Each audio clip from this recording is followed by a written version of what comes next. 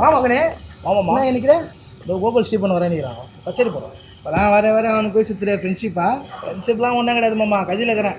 Trending கேட்குறேன் நீங்கள். இப்போ அவனுக்கு தான் அவனு கூட கஜில் இருந்தால் இப்போ வெளியே எங்கன்னா தெரியும்ல, அதான் இது வரேன் செல்லங்க.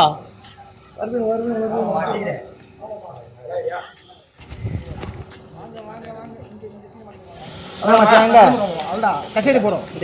பெரியட்டா எங்க உயிர் இது தெரியல. போய்ட்டு வந்துடுறேன். சூப்பரா ஐயா மகனே மச்சரா